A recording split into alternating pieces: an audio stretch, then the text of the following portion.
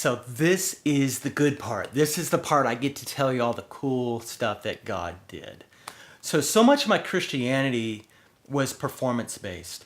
And one of the things that I really, really believed deeply was that I was going to be the best Christian I could be. I was going to work the hardest, do the most evangelism, Bible study, prayer, fasting, you name it. If it was radical, I was going to do it. But what was the reason I was doing that was I didn't want God to throw me out and say, you know what, I'm done with you.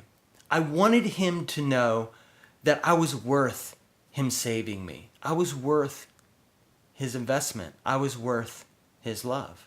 And I would try to show him that by being super, super busy. But it was really not from a healthy place. So what ended up happening in the circumstances that I described last video was I was done. There was no more rabbits to pull out of the hat. There was nothing else I could do. Even if I wanted to do, ministry or whatever, everything was over. It was all over. Family, friends, church, ministry, my missions organization, everything. And at that point, something profound happened. I heard the voice of God, and he said, I love you. And my immediate response was, how can you love me? I can do nothing for you. And he said, I love you because you're mine. And it was this deep, deep love that I was experiencing. And I knew, God, I can't do anything for you. I am so stuck. I am so at my lowest point. How can you say you love me when I'm not useful? But God was trying to deeply show me he loved me because of me. That's it. And from that starting point, it started to turn a trajectory of my life and my faith that was not based on all the things that I was going to do for God, but understanding that out of that love, I could love. Out of that love, I could serve. Out of that love, I could be patient and gracious and humble and easier to be around as a husband and a parent and a wife. And Kathy and I, we eventually, after 2 years, we worked it out. We were able to get back together, and there was still a journey for us. And God has restored so much. Men came in my life during that time who started to communicate these truths about God's love and vows and wounds and things that break down our belief of God's love and receiving God's love.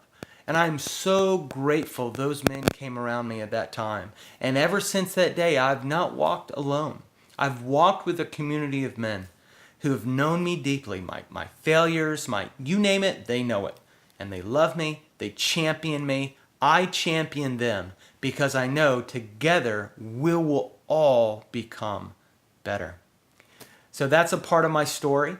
It is not over, but man, it is amazing what God has done. And I will say one other thing as it relates to us going to YWAM.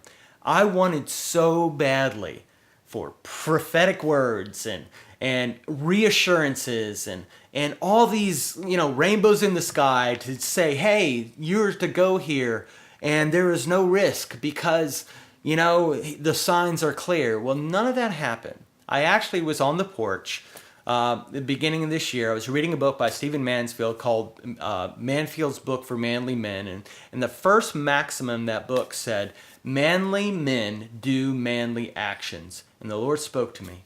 And he said, I've been calling you. And I've been calling your family to go to YWAM as missionaries and to trust me with everything. I mean everything. And it's really your decision. And it was at that point I said, you know what? I don't get any warm fuzzies on the back. I'm not getting any hocus pocus, all this spiritual stuff that I would love to get because it would reassure me. It was nothing. It was my decision. And I said, Lord, you have my yes. You have my yes. And I'll bring it before my family, which I've done. They all have said yes. And we are going. And it took the courage of God in me to say, you have my yes. And through the power of that decision, we're headed. So thank you so much for listening. This was probably a little bit longer, but I hope you are still with us. And I look forward to talking to you in the next video.